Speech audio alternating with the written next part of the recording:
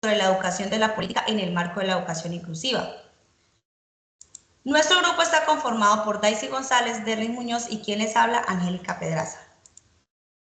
Nuestro objetivo es analizar cómo ha evolucionado el concepto de la inclusión educativa, constatando políticas y legislaciones a nivel internacional y nacional por décadas. En la metodología tenemos la línea de tiempo del año 1950 al año 2020, diferenciando entre políticas y legislación.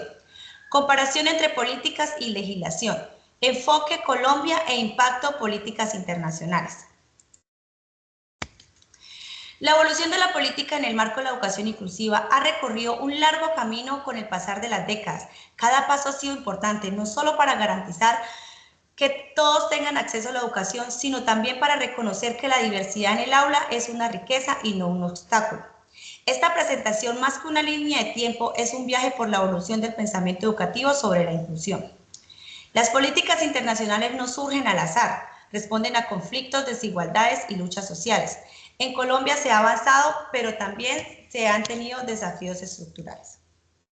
Aquí podemos evidenciar la evolución de la educación inclusiva, políticas versus legislación internacional y nacional.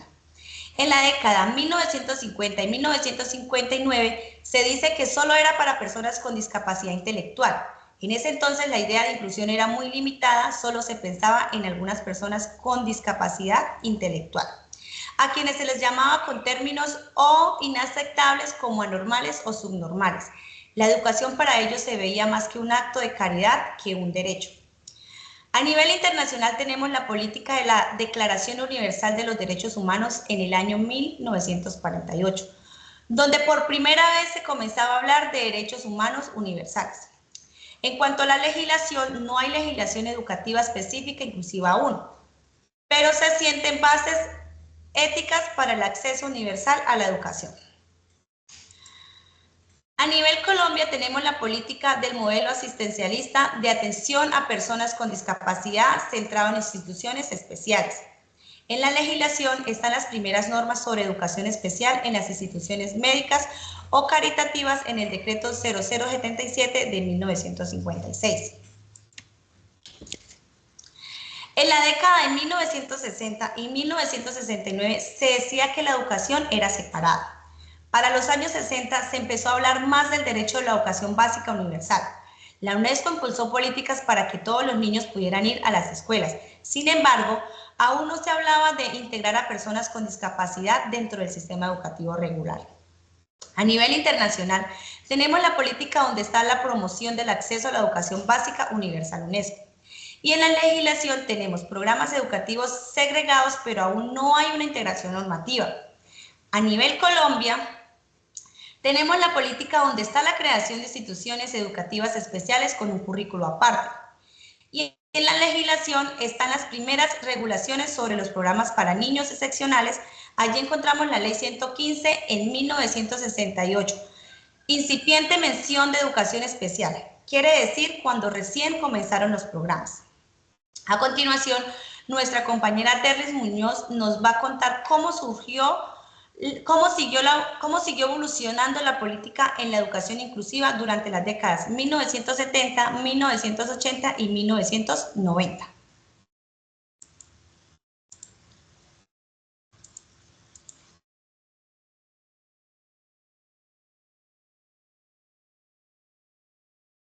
En esta década, de los años 1970 a 1979, algunos niños con discapacidad podían estar en escuelas regulares. Durante los años 70, la forma de entender la inclusión empezó a cambiar. Por primera vez, se consideró que algunos niños con discapacidad podían compartir espacios escolares con los demás. Ya no se pensaba solo en compartir espacios escolares con los separadas, sino abrir las puertas al menos parcialmente de las escuelas regulares. Al nivel internacional, tenemos la política donde la UNESCO y la UNICEF promueven la educación para todos. En la legislación se comienzan leyes de integración escolar en Estados Unidos, Ley de Educación para todos los niños con discapacidad en el 1975. A nivel Colombia está la política donde se encuentra el Plan Nacional de Educación Especial de 1978 en cuanto a la legislación está el Derecho 088 de 1979, que promueve la interacción parcial de estudiantes con discapacidad a escuelas regulares.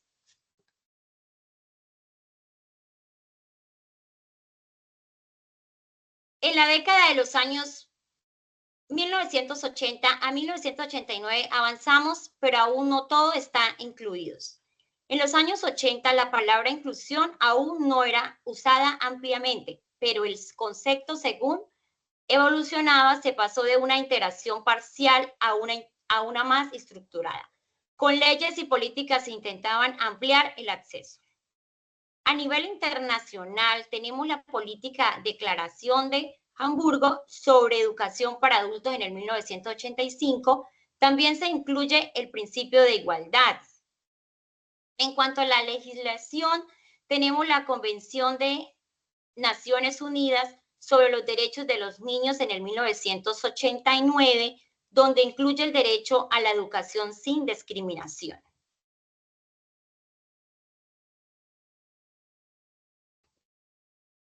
A nivel Colombia, tenemos la política de cobertura educativa para personas con discapacidad.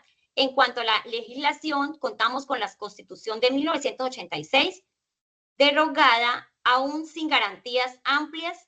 También se fortalece el decreto 2027 en 1979 sobre docentes para la educación.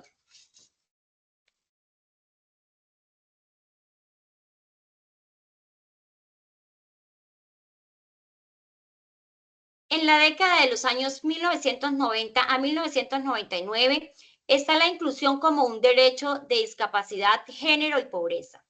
Los años 90 marcaron un antes y un después. Por fin la inclusión dejó verse como un favor o una opción y pasó a ser reconocida como un derecho humano universal. A nivel internacional está la política de Conferencia Mundial de la Educación para Todos, OCNED, de 1990, Declaración de Salamanca en el 1994. En cuanto a la legislación, encontramos el Marco de Atención de Salamanca en el 1990, que impulsa la legislación nacional en varios países. A nivel Colombia, esta política donde habla de la adopción del modelo de educación inclusivo, influencia de Salamanca, y la legislación está la Constitución de 1991 con el artículo 13, 67 y 68, donde se habla de los principios de igualdad y derecho a la educación, y también contamos con la ley 115 de 1994, Ley General de Educación, donde menciona la integración escolar. Para terminar, nuestra compañera Daisy González continuará con las décadas 2000, 2010, 2020 y finalizará con una breve conclusión. Gracias.